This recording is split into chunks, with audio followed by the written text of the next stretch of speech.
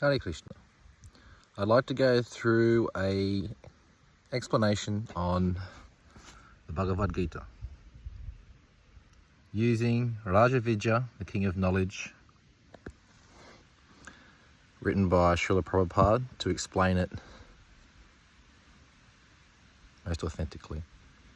I'll put in my layman's term interpretation to start. The Bhagavad Gita in layman's term is like the Hindu Bible. So it's the book in Hindu culture that is referred to. It is a story of a battle that happened, and it's also a metaphor all the way through it of how we overcome all the lower modes of nature. There's lust and greed. So to help explain that, here we have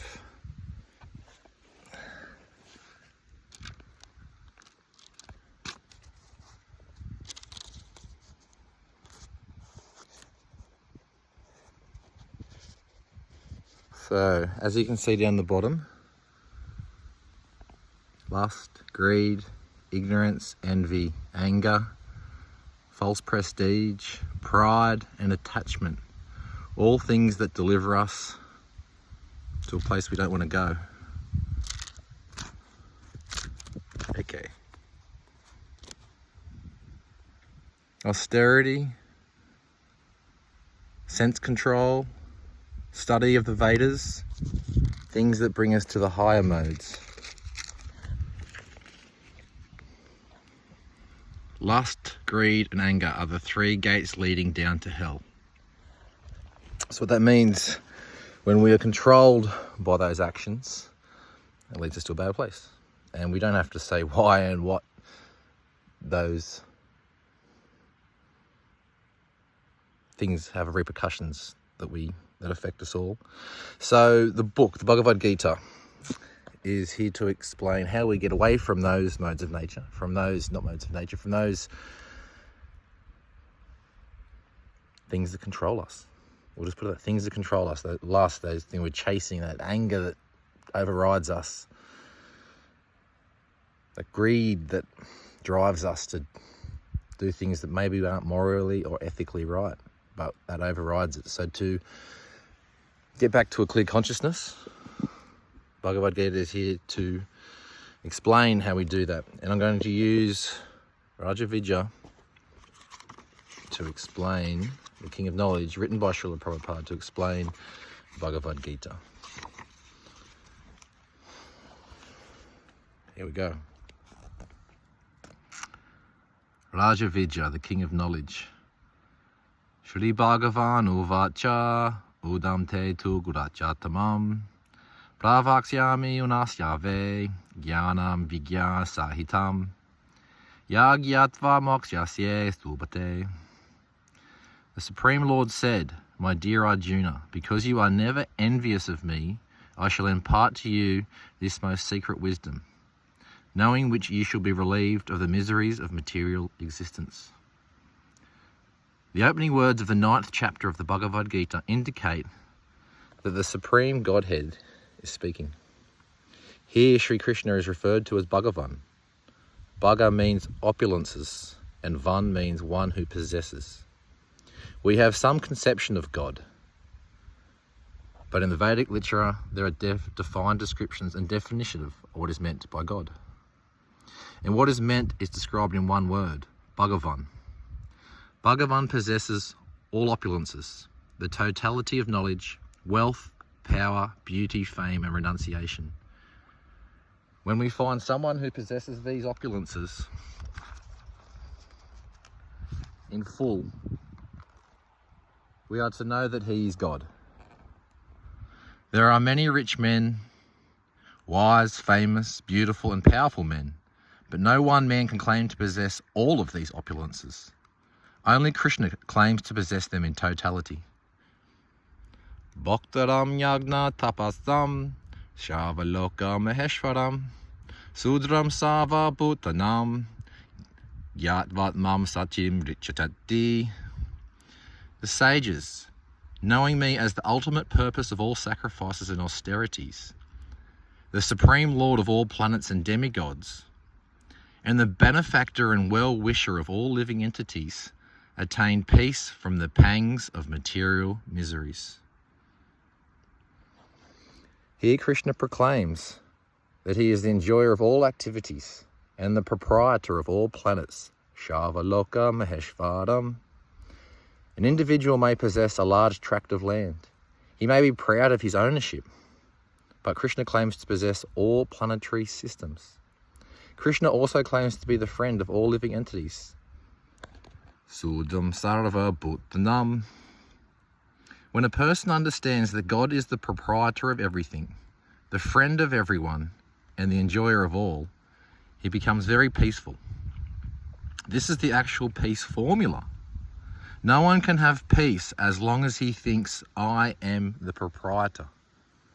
Who is capable of claiming proprietorship? Only a few hundred years ago, the Red Indians were considered to be proprietors of America. Today we are in our term claiming that proprietorship, but in 400 or 1,000 years, perhaps someone else will come to claim the same. The land is here, and we come here and falsely claim ourselves to be proprietors. This philosophy of false proprietorship is not in line with Vedic injunctions. Sri Upanishad states, everything animate or inanimate that is within the universe is controlled and owned by the Lord. Ishvayashamidam Saravam.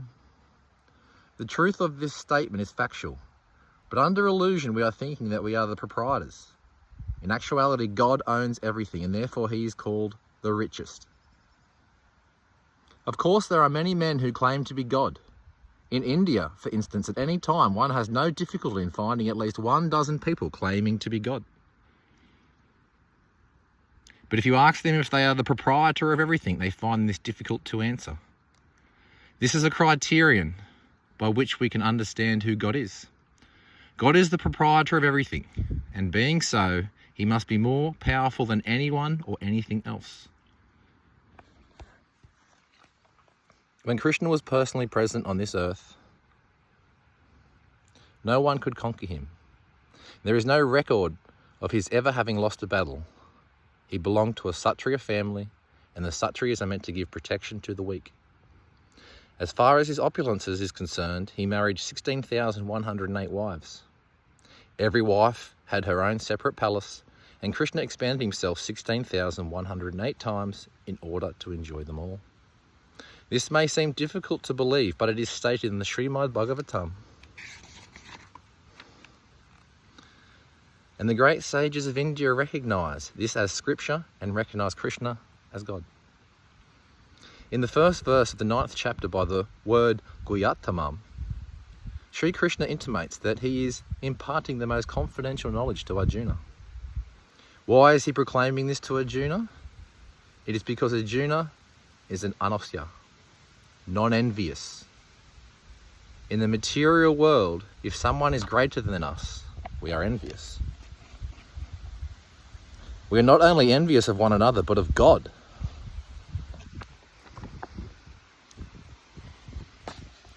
Also, when Krishna says, I am the proprietor, who listens to Krishna without envy? Arjuna does not cavil with Krishna, but agrees with whatever he says. This is his special qualification, and this is the way of understanding Bhagavad Gita. It is not possible to understand what God is by our own mental speculations. We have to hear and we have to accept. Because Arjuna is not envious, Krishna speaks this special knowledge to him. This is not only theoretical knowledge, but practical knowledge. Vigyan Saitam. Whatever knowledge we receive from Bhagavad Gita should not be taken for sentimentality or fanaticism. This knowledge is both Gyan and Vigyan, theoretical wisdom and scientific knowledge. If one becomes well versed in this knowledge, liberation is certain. Life in this material world is by nature inauspicious and miserable. Moksha means liberation, and the promise is that by dint of understanding this knowledge, one will attain liberation from all miseries. It is important then to understand what Krishna says about this knowledge. Raja Vidya Raja Guyam Pavitram Idam Uttamam Prachake sevagramam dharmyam sutkam katum arvyam. This knowledge is the king of education, the most secret of all secrets. It is the purest knowledge, and because it gives direct perception of the self by realization, it is the perfection of religion. It is everlasting, and it is joyfully performed. Bhagavad Gita, chapter 9, verse 2. According to Bhagavad Gita, the topmost knowledge, Raja Vidya, Raja Guyam, is Krishna consciousness, because in Bhagavad Gita we find that the symptoms of one who is actually in knowledge is that he is surrendered unto Krishna. As long as we go on speculating about God but do not surrender, it is understood that we have not attained the perfection of knowledge. The perfection of knowledge is Bahunam Janmanam Ante Jnanavan Mam Prapjate Vasudeva Shavamite Samahatma Sudalabaha. After many births and deaths, he who is actually in knowledge surrenders unto me. Knowing me to be the cause of all causes and all that is, such a great soul is very rare.